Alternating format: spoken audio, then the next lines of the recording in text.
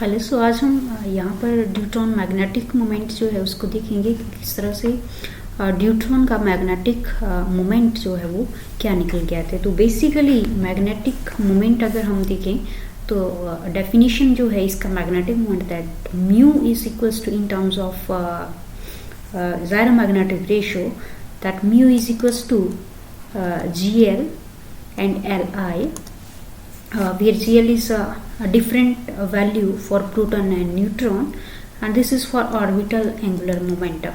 L is for orbital angular momentum. So definition यहाँ पर है, क्योंकि हम ड्यूट्रॉन की मैग्नेटिक मोमेंट लिखने जा रहे हैं, तो इन टोटल अगर हम देखें तो मैग्नेटिक मोमेंट जो है that magnetic moment for neutron is equals to magnetic moment of proton plus magnetic moment of neutron. क्योंकि जो आपका ड्यूट्रॉन है, ड्यूट्रॉन में 1 and 2 1 1, सो एक प्रोटॉन है और एक न्यूट्रॉन नंबर है। तो यहाँ पर क्योंकि ड्यूट्रॉन हम डिस्कस कर रहे हैं तो प्रोटॉन नंबर और न्यूट्रॉन नंबर वो कंबाइन जो है इसकी जो मैग्नेटिक मोमेंट है वो क्या मिलेगी, हमें कंबाइन मिलेगी। सो चलिए हम मैग्नेटिक मोमेंट अब हम ड्यूट्रॉन की कैलकुलेट कर लेते हैं। तो मैग्नेटिक मोमेंट का सिंपल डेफिनेशन हमें पता है कि इन टर्म्स ऑफ ज़ायरोमैग्नेटिक रेशियो जी जो वैल्यू है इसका वो ये इतना निकल के आता है। तो यहाँ पर जो GL का वैल्यू होगा that GL is for proton number is 1 और न्यूट्रॉन नंबर के लिए इसका वैल्यू जो है वो 0 रहता है। तो ये वैल्यूज जो है आपने याद रख लेनी है in terms of mu N. This is for proton and this is for neutron. So यहाँ पर अगर आप देखें तो हमने ये ऑर्बिटल के लिए ऑर्बिटल एंगुलर मोमेंटम के लिए देखा, और क्योंकि हम जानते हैं कि हमारा जो J है total J that is the addition of L and S spin angular momentum और ऑर्बिटल एंगुलर मोमेंटम। तो ऑर्बिटल एंगुलर मोमेंटम के लिए that is O, orbital angular momentum के लिए हमने मैग्नेटिक मोमेंट जो है वो लिख लिया। तो सिमिलरली हमने मैग्नेटिक मोमेंट जो है वो किसके लिए लिख लेना है, स्पिन के लिए। So for spin magnetic moment is GS SI. Okay, that is magnetic moment for spin moment, spin angular momentum. So next जो वैल्यू होगा यहाँ पर अगेन ज़ायरोमैग्नेटिक रेशियो का S के लिए, प्रोटॉन और न्यूट्रॉन के लिए that will be different, and this is 2 time of magnetic moment of proton and this is 2 time magnetic moment of neutron। और यहाँ पे magnetic moment of proton जो है वो उसका वैल्यू आता है 5 इसको मल्टीप्लाई करके that is 5.85695 mu N, and this is for proton. और इसका वैल्यू जो है that is 3.826085 mu N, that is for neutron. इस तरह से जो हमारा वैल्यू होगा म्यू का, म्यू फॉर न्यूट्रॉन वो क्या आएगा, magnetic moment for proton plus magnetic moment for neutron.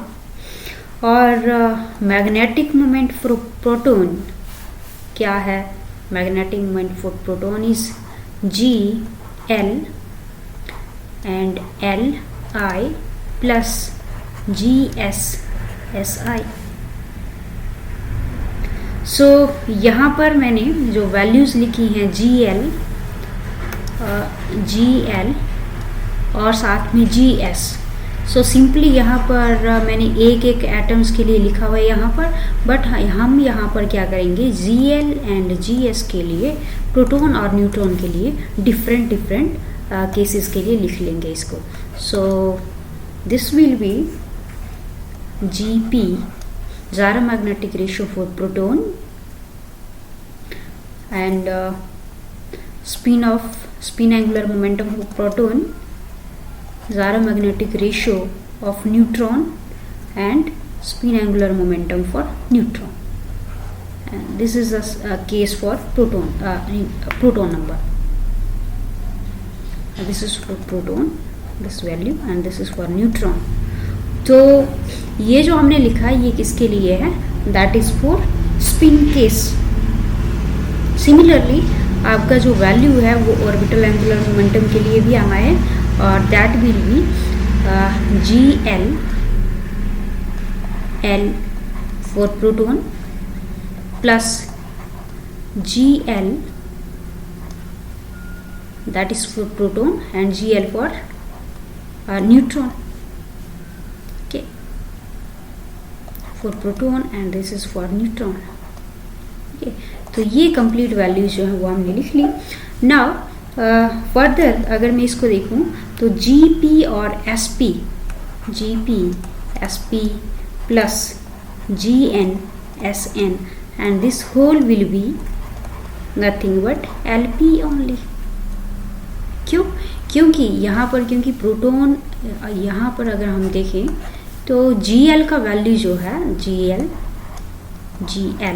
GL का वैल्यू प्रोटॉन के लिए सिंगल है, 1 वैल्यू, तो इसके लिए ये 1 वैल्यू जाएगा, और न्यूट्रॉन के लिए that is 0. So this number will be 0 and it will give you just LP. So in total we can say that mu D is equals to this one. So that number is 3. Okay, so now because we want to calculate deuteron magnetic moment, and this deuteron magnetic moment is the total of proton and neutron number, and this proton and neutron number with the combination of Zara magnetic ratio will give you equation number 3. So using equation 3, now we will calculate the number for magnetic moment, and the number is mu D, again GP SP plus GN SN plus L of P. Now this L of P is 1/2 L,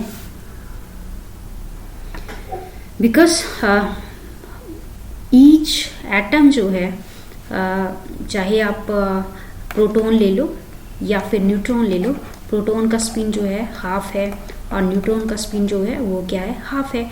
तो हम क्या कर लेंगे, each system के लिए इसको half ले लेंगे ऑर्बिटल एंगुलर मोमेंटम के लिए. This is for proton and neutron,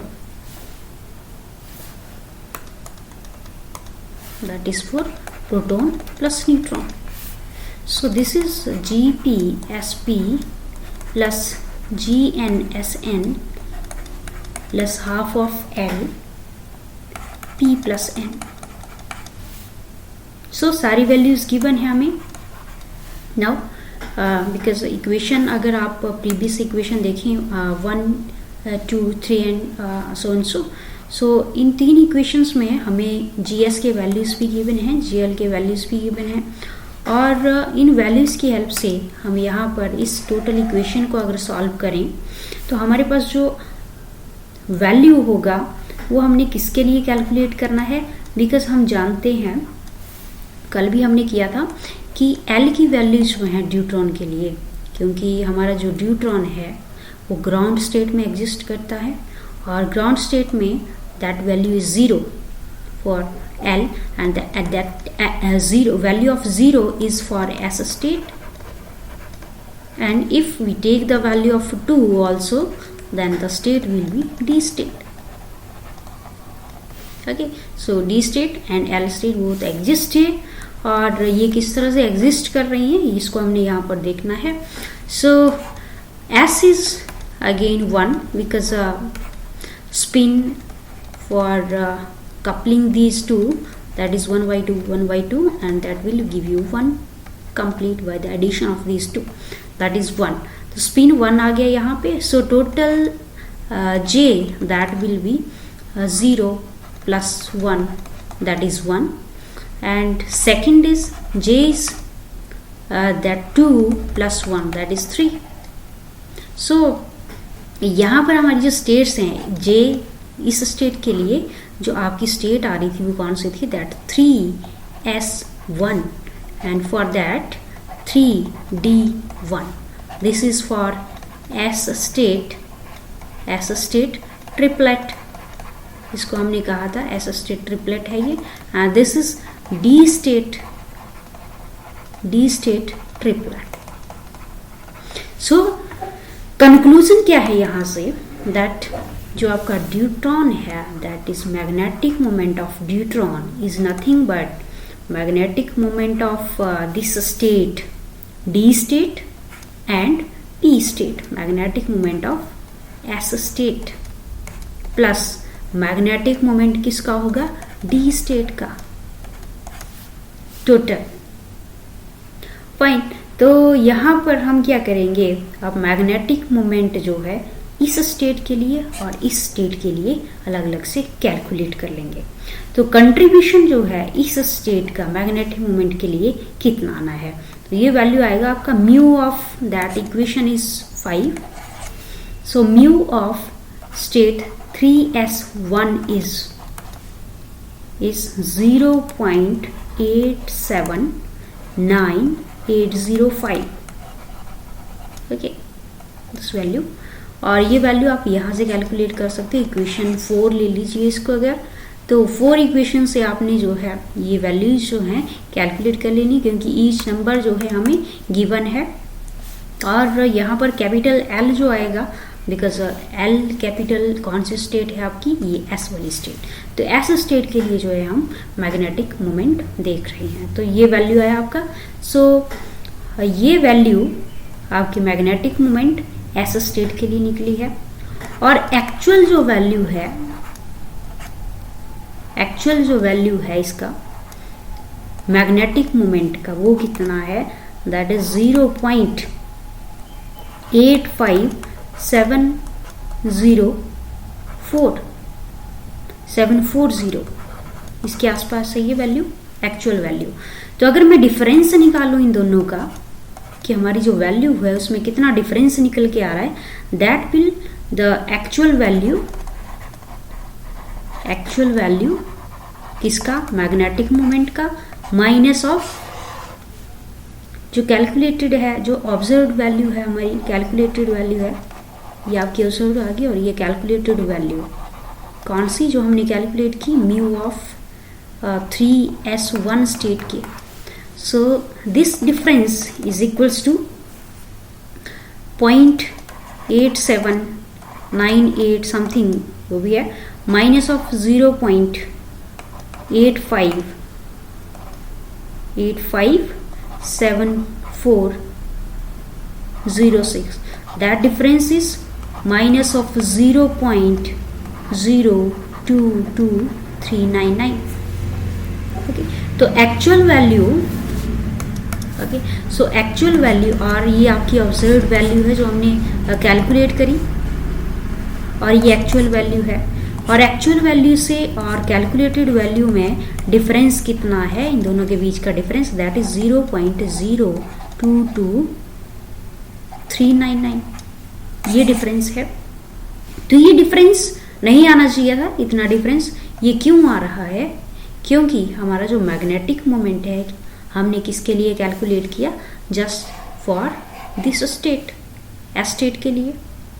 तो ये जो डिफरेंस रह रहा है इतना, ये किस वजह से रह रहा होगा, that will be definitely because of this state. क्योंकि इस स्टेट को अभी हमने कंसीडर ही नहीं करा. हमने कहा कि ग्राउंड स्टेट जो है वो एस स्टेट के लिए एग्जिस्ट कर रही है, जस्ट इसके लिए. तो ये जो डिफरेंस है, ये डिफरेंस कैसे खत्म होगा, अगर मैं ये कहूँ कि मेरा जो स्टेट है, जो मेरा मैग्नेटिक मोमेंट है, that is the combination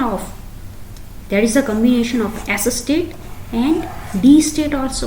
This is S state and this is D state.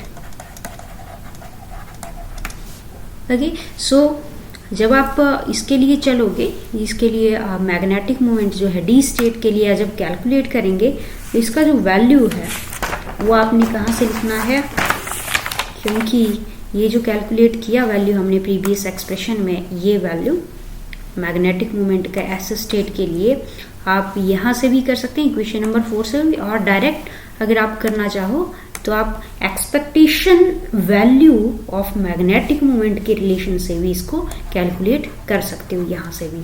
और ये रिलेशन है mu D is equals to 1/4 J + 1 gyromagnetic ratio of proton plus gyromagnetic ratio of neutron into J + 1 minus L × L + 1 plus S × S + 1 and plus J × J + 1 plus L × L + 1 minus of S × S + 1। ये अलग से है और ये अलग से है। सो ये वैल्यू है 6। सो ये क्या है, एक्सपेक्टेशन वैल्यू